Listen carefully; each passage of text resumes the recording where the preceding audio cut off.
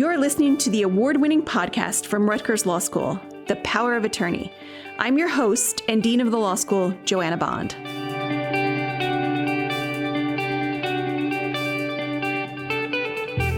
Hello, my name is Jonathan Amira, and it is my pleasure to guest host on behalf of Dean Bond for this special episode of the award-winning Rutgers Law School Power of Attorney podcast.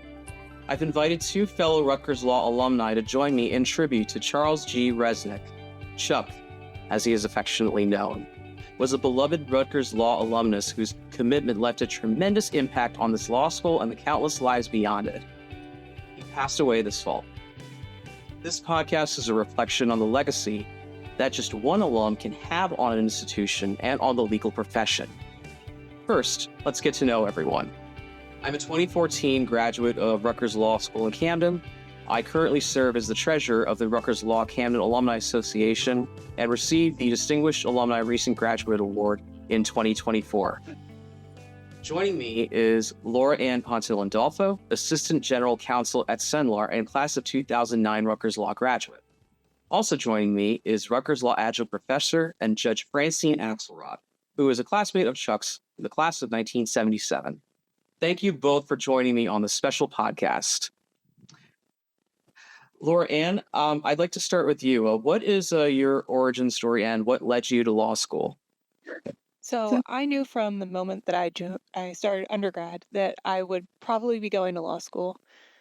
Everything that I was interested in studying pretty much meant that I was going to go somewhere else at graduation, and law school seemed to make the most sense. There's so many different things that you can do with a law degree that I knew that that was the right choice for me. Wonderful. Same question for you, Judge Axelrod. What is your origin story and what led you to law school? Pretty much the same thing. I probably knew since high school that I wanted to go to law school. And although in college I took pretty much everything, the idea was to just be well-rounded, a lot of cocktail conversation, learning a lot of different things. But I went conventionally from college to law school and had a rude awakening my first year. I'll tell you more about that with Chuck and myself, but went from, a class where you'd be 20 people in a class, some of the seminars, and all of a sudden you've got 200 people in a class. A rude awakening. But we got through it, although Chuck went to a little bit larger school. Chuck went to Bucknell, but still a little bit of a rude awakening, suddenly looking around and having 200 people in a class. I can absolutely relate to that, having attended Drew University as an undergrad, where my graduating class was about 360 students, and then going from there to Rutgers, which, as you both know, a huge student body. For me, law school was not originally in my plans. I thought I would go, into like maybe teaching or something. And then I kind of had this epiphany, wait, I can teach and then some. And so I wanted a career that really spoke to my level of ambition. And I kind of narrowed it down to, I'm studying psychology. I don't want to go to grad school for psychology because I don't want to become a therapist or anything like that. Apologies to my cousin who was a psychologist. And I'm terrible at math, so business school is out of the picture. And blood makes me faint, so med school is definitely a nope. So that just left law school. But I went through it, and here I am. And now that we are within the realm of law school, I want to talk a bit about Chuck's accomplishments since law school. He was a solo practitioner in Camden County since his bar admission in 1977. He opened his law firm in 1982 and handled thousands of cases over 4 decades. He tried more than 20 jury trials to a verdict and handled several appellate cases, 3 of them resulting in reported decisions which made new law in New Jersey. With all that going on in his legal practice, he constantly gave back. He was a former chancellor of the Rutgers Law School Camden Alumni Association, and a fixture at law school meetings and events, and a mentor to so many. Turning back to you, Judge Axelrod, what was Chuck like as a classmate? Chuck was pretty much the same as a classmate. We met our first day of law school. And we're talking August of 1974. I don't think either of you were even born then. Right? Am I right? Yeah. Okay. And, I said he had long hair, he had a mustache at that time. And he was a fireball. He really was a fireball. We were both active in student government. Our third year, Chuck became the SGA president, but we would do the phone-a-thon together. I don't know if either of you ever did the phone-a-thon, where you'd call up alums and try to get them, to spend money, try to get them to contribute to the law school. And I'd be sitting next to him and I'd be following a script. Hello, I'm Fran Axelrad. We didn't say 1L, 2L. We would say I'm in my first year of law school, my second year of law school, and it's really great. And, I see you graduated on so-and-so date. And, it's really important for you to help contributing towards the law school and the program. And I kind of thump along a little bit, those kind of things, hoping to get a donation. I'd tell them a little bit about myself or otherwise. Let me tell you about Chuck. Chuck would launch into an exuberant discussion of the law school's programs, of the school's needs, of everything you could possibly imagine.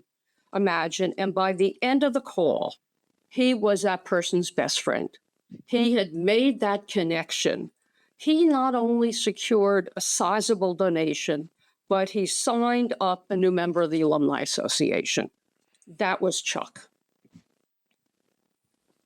Impressive. Impressive. But on the other side, the dean, and maybe I shouldn't say that, but was not as inclusive, not as understanding, not as the type of deans that we have had in the subsequent years, who really work with the students, who I really have been impressed with.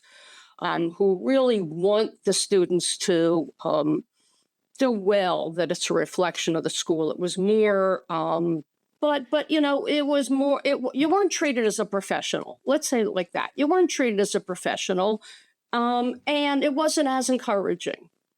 And it was very much by the rule, by the book, every single thing. And there wasn't flexibility.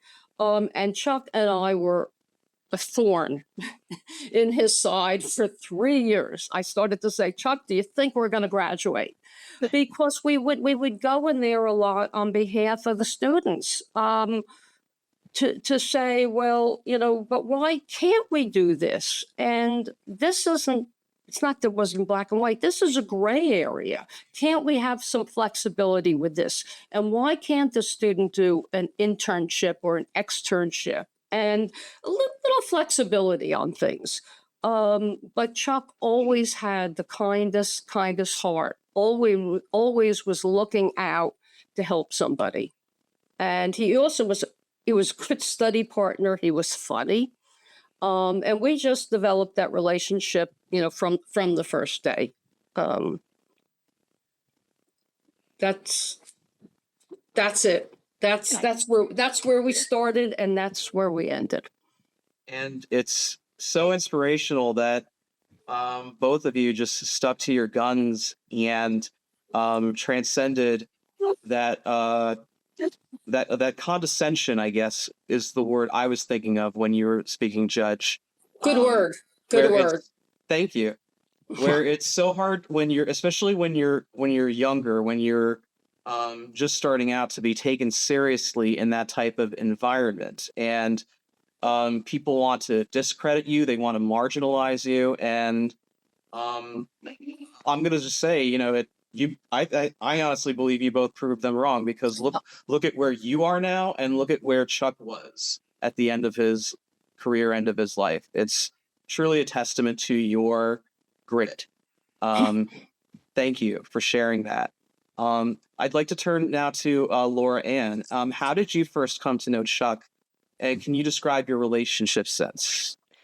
So I met Chuck when I went to my first alumni board meeting for Rutgers Camden. law school. Uh, I can't actually say when we first met. It theoretically was my first meeting.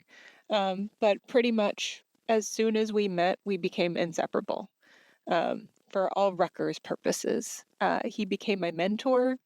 He helped me study for the bar exam. And he became my regular date. And when we went to Rutgers events for the students and for the alumni functions, we always sat next to each other. And he pulled a very introverted soul along with him, because Chuck was the ultimate extrovert. He was always ready to meet new people. So I was thankful to be able to kind of follow along like a little duckling behind him. He certainly was. Sorry, continue. Can I throw out that he adored Laura? He absolutely adored Laura. And when he talked about her, he just glowed. He was so proud of everything that she accomplished. And I adored him.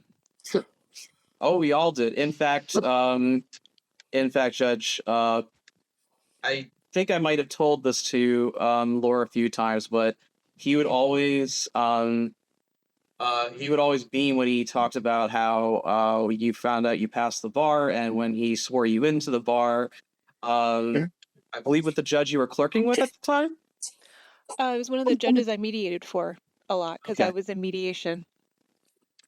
And that judge was also a dear friend of Chuck's as well. Am I correct? Yes, it was. So it was like a nice full circle moment for the three of you. Yeah, it was just such a special moment. He was just as proud as my parents when I found out that I passed. So he made sure to make it a big deal.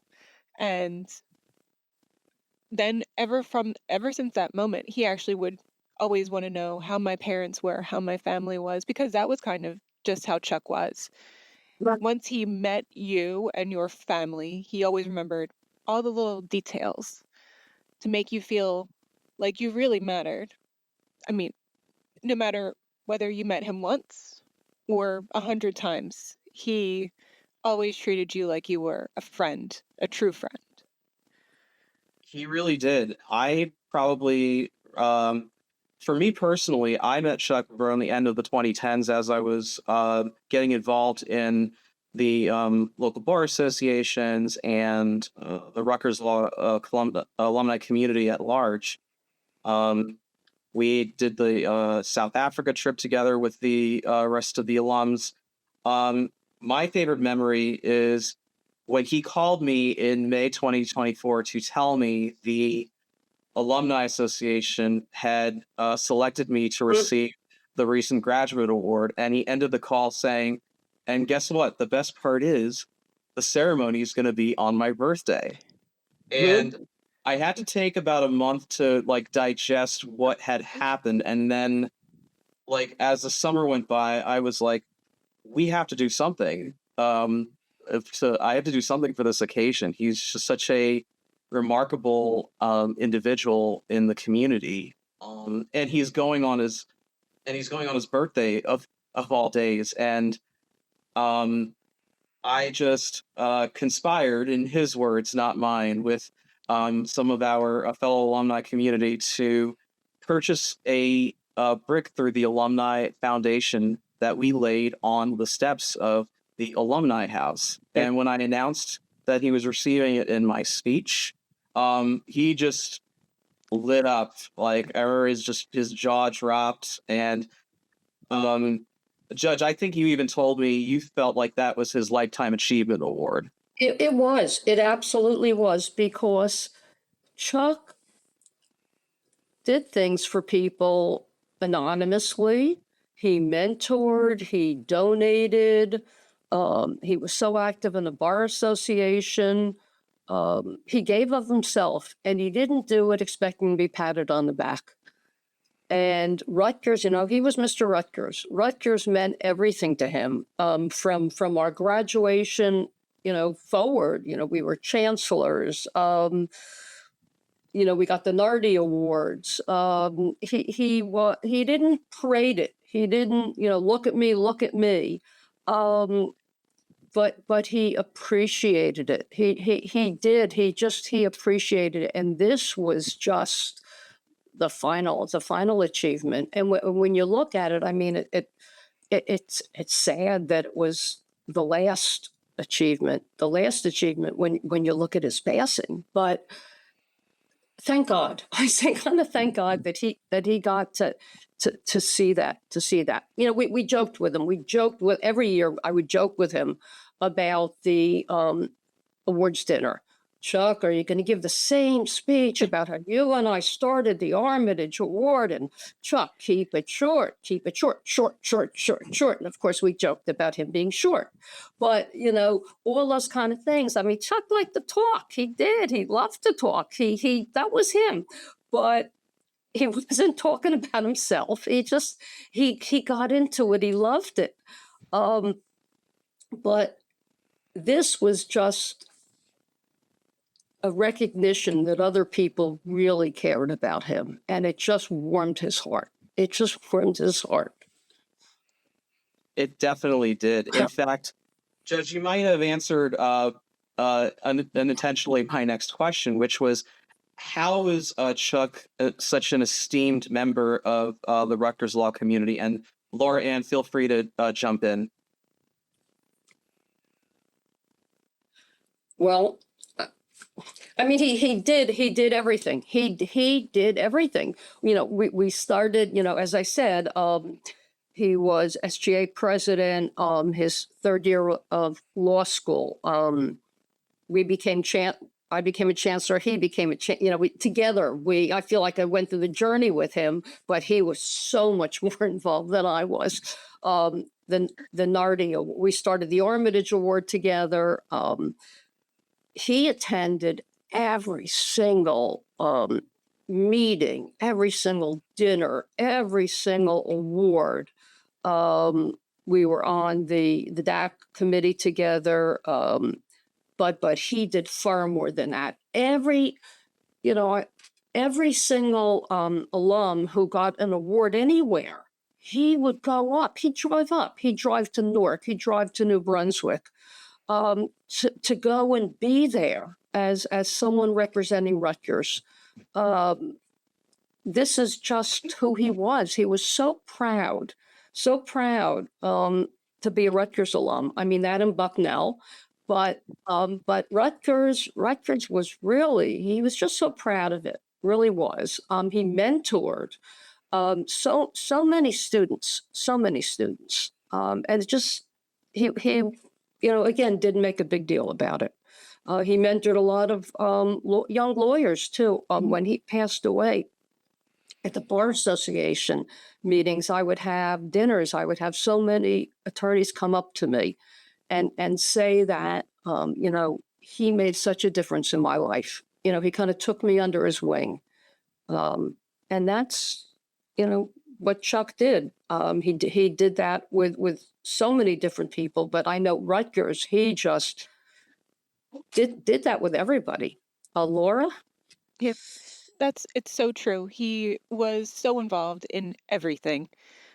With the alumni board, we kind of called him our informal historian because he also saved all of the meeting minutes, every report, absolutely everything, to the point where I'm pretty sure he brought a multiple bankers' boxes worth of documents to the law school so that we could kind of just paw through and see what he had saved from the very beginning of when he had joined the Alumni Association when you graduated. And it was riveting to see how much he had retained,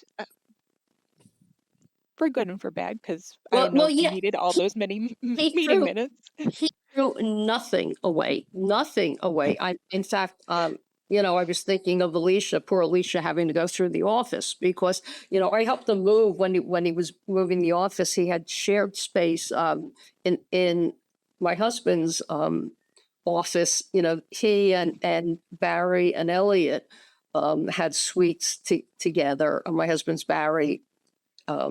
Rosenberg, and he met Chuck the first day of school also. I met Barry in law school. And he just had so much paper. He had much paper from so many committees and everything else. And we would tease him. And of course, when they moved offices about 5 years ago, we sold the building and we just carried boxes and boxes and boxes of things. And look, I tend to, it's that generation. I still have file cabinets and things like that. And my kids laugh at me. But I kept saying, Chuck, no one else wants to look at this. The younger kids aren't going to look at this. And he goes, but it's historical. It's historical. And I chaired a number of committees too. And I know that, I have had a lot of that stuff too. And I'm thinking, the younger generation doesn't want to look at this stuff. But yeah, he carted it from place to place to place. I think that's how it ended up at the law school, is he carted it finally to the law school, hoping that they would be very excited to receive all those pieces of paper. For our listeners and the viewers, Judge Axelrod mentioned Alicia. She is Chuck's daughter. And I was there at Alicia's birth and her bat mitzvah and her wedding, and yeah. All good family things, and funerals too. Family funerals, etc. But it just speaks to what a important person you were to not just to Chuck but to his family. And Judge, you also mentioned mentorship. My next question was, in fact, what can people learn from Chuck's philosophy about mentorship? And why is that important? I also pose the same question to you as well, Laura Ann. I think Laura should do that. I think Laura should answer that first as a mentee. Yes. So I feel like Chuck's philosophy with mentorship was, it shouldn't be unique, but I feel like it ended up being unique, which was that no matter your age, you could always mentor and be mentored. So when we met, he took me under his wing as a mentor to me, and there was a viewpoint of he could help me learn, but I could also teach him something. And I feel like that's the part that's unique. Normally, you look at the mentor-mentee relationship, and it is very much the more experienced person is mentoring you, and you just take in all of that mentorship and just try to improve yourself. His viewpoint was he could always learn something from the younger generation. And then once you've developed further, you need to go and become a mentor yourself, so that it just keeps the process going. You're never stagnant in your mentor-mentee relationship. It's always evolving. I feel like a lot of times you think of a mentorship experience as ending after a period of time. I met Chuck at least back in 2011, and I still call him my mentor. And that I don't see that as ever changing, because even though he's not here, I'm still going to think of him fondly and think of many moments where I know he would be like, what are you thinking? What are you doing here? Mixed with, because I am slightly introverted, reminding me to go out and meet new people, interact with everyone, because part of mentorship is going out and being a mentor to others and evolving and learning and meeting new people and just keeping that process going. And he mentored so many. It wasn't a single mentorship experience. There are so many people that he mentored over the years. And he was always on the hunt for that next mentee experience, because it didn't need to be a young alumni like I was when we met. It could be a first-year law student. It could be somebody that's interested in going to law school. He even had, because he had a scholarship at his high school, Mhm. he even mentored one of the scholarship recipients that was just graduating high school, and he mentored her for a number of years as well. So it was constantly evolving. Absolutely. Judge, any thoughts? I couldn't say it any better. And the way Laura said it just crystallized the philosophy. I mean, I adopt that philosophy also, that we get as much out of mentoring as you do. I mean, we learn from you as much as you learn from us. And the hope is that we just continue to pass on, and you pass it on, and all those kind of things. And I know Chuck was very lucky, as was I, when we first started working. When we graduated law school, we worked for small firms. I know when he worked with the Lario and Nardi firm, Judge Lario and Judge Nardi, who were just amazing mentors. They instilled that entire philosophy in him, and they were just wonderful role models. I had similar experiences, and he carried that forward every way. But it is so true that, we mentor. We get as much from you. And again, we want you to continue mentoring. And he's going to be on your shoulder all the time. I mean, I will still go to do something, and I'm thinking, what would Chuck do in that instance? Or I joke about it. Okay, Chuck, oh yeah. But that's it. But there are so many people who he reached, who he mentored, who he spoke with, who he followed up with or did things with. We'll never even know. We'll never even know. No, absolutely. And he and I definitely shared some mutual mentorship philosophy, especially when it came to shared experience, which I think is very important as women, as minorities, as individuals with shared backgrounds of faith. There's nothing more meaningful than having somebody in your corner who looks like you, has experienced the same things like you. But what I think made Chuck special was that he didn't care what you looked like. He didn't care what your faith was. He just wanted to be your mentor, if it is simply put. And can you take a moment and share some favorite memories that you have about Chuck? Well, Chuck loved to celebrate his birthday. I mean, you couldn't miss his birthday. You had to send an email, and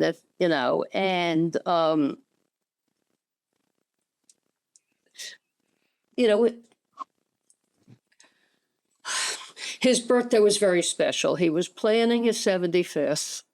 I mean, planning his 75th. I know it was really particularly hard for his sister Sandy and his daughter Alicia this year, because he had been planning his 75th. We celebrated it in our hearts. I'm sure everybody did. But, I feel like, though, that was also something that showed you who Chuck was, because it was my understanding that it was supposed to be a surprise 75th birthday roast, except he was planning it, so I'm not sure who he was surprising. right. Not himself, obviously. Right.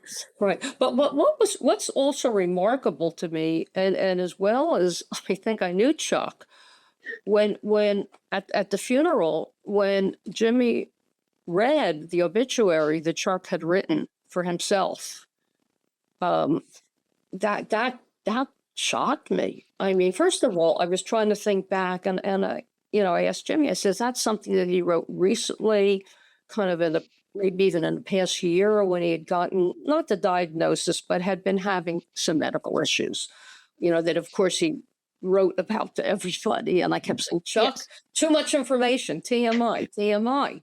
But he said, no, he actually, had been working on it for a while. He just wanted to be able to, and, of course, he updated certain things and otherwise. I just think that's an amazing thing to be able to do. Just I don't know if I could. I don't think I could do it. I just think it's an amazing thing to be able, and it was funny. It was tongue in cheek. It was poignant. It was heartwarming. Really was. And that's just who Chuck was. But also the fact that he had to have the last word, like at the Correct. DAC, where he would always have to be the last speaker. He would have to see everyone, provide some last minute quips. Not that we counted how many jokes he would tell over the course of the night, because you couldn't. There were too many. Yep. But he always made it a point that he had to have the very last word. He did indeed. And I think I may have touched upon this earlier, and I just have like a couple questions left in this podcast. But my next one was, how is Chuck's support for students and young lawyers unique? I'll go first.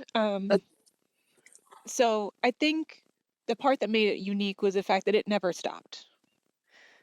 A lot of times with alumni, it is a point in time experience where they are giving back to students, or it is something that they do when they first graduate, and then life happens and things change and they have different priorities.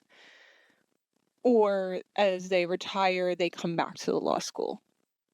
Chuck was consistent from the moment that he graduated, it sounds like, from hearing Judge Axelrod to the very end of his life.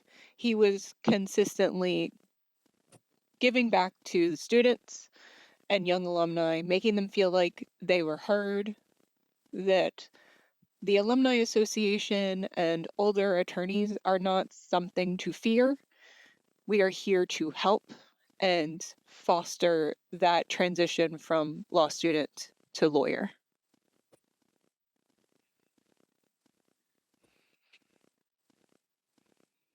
Absolutely. And because of that, Laura Ann, why is it important for, when I say you, I mean us collectively as alumni. Why is it important for you to give back to the law school and stay engaged? I think it's really important to continue Chuck's work, because you can see a difference of the involvement of law students that have truly interacted with the Alumni Association and Chuck specifically, in how they evolve as attorneys and become active members of our association and continue that process of giving back. Not to say that we don't have students that become alumni and eventually find us, but starting that interaction early makes a huge difference. And so for me, it's partially in honor of Chuck, but it's also partially because you can see how much a difference it makes, and it's important to give back to our alumni community because and our students, it's a constant interaction. And I feel like I learn so much and I stay so current in not just the legal profession, but also in current events by staying engaged with the law students. It truly is a pipeline, if you will. Thank you. That's the word I was looking for. Right, to simplify it, if you will, and that isn't me necessarily trying to oversimplify the amazing work that our alumni community does, but it certainly provides a pipeline to allowing access to our young alumni community, our established alumni community. I can honestly say, and Laura and Judge Axelrad, both know where I'm coming from with this. I would not have been able to connect with such esteemed members were it not for both of you, but also for Chuck. I mean, he really was the conduit, and I feel like my new mission as a mentor is, we all need to be the Chucks now in our community as best we can, because he really was the spark, the connection, what have you. But at the same time, I'm more emboldened with his loss to continue that work he did.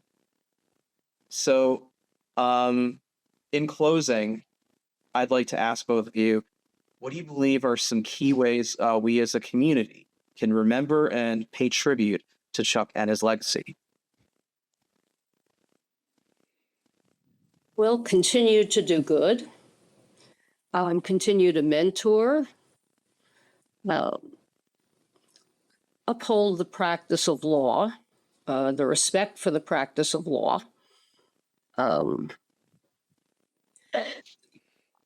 Treat people with dignity. Be a good friend.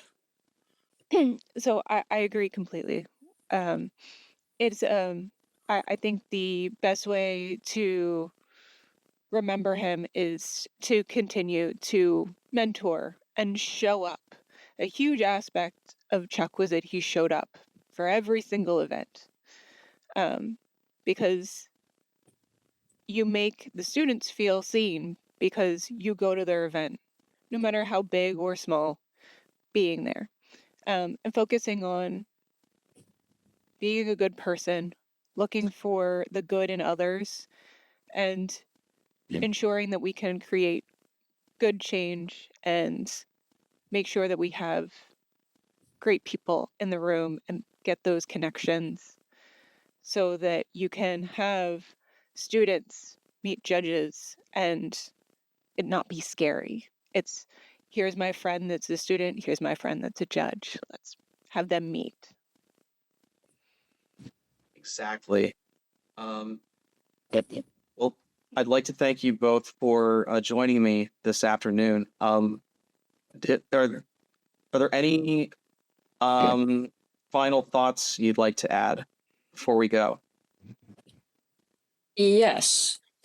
Well, although I shouldn't say what was discussed in the DAC meeting when you were given the recent graduate award, that Chuck was honored to present your name and said, Jonathan, he said wonderful, wonderful things about you.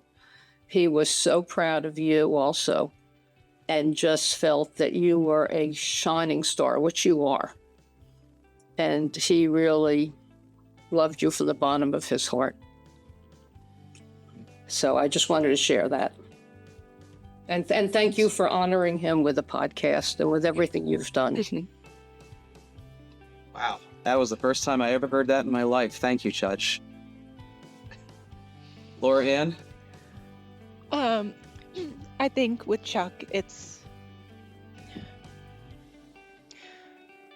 Chuck was thoroughly focused on ensuring that you knew that friends could become family, and the Alumni Association and all of our alums and students are friends waiting to happen, mentors and mentees waiting to happen. And we should try to continue his thought process and keep evolving our alumni association and just generally move in that method of friends waiting to happen. Because to him, there was nothing more important than his family and his friends. Indeed. Amen. Well, thank you both for joining us on The Power of Attorney, and thank you all for listening. The Power of Attorney is a production of Rutgers Law School. With 2 locations just minutes from New York City and Philadelphia, Rutgers Law offers the prestige and reputation of a large, nationally known university with a personal, small campus experience. Learn more by visiting us at law.rutgers.edu.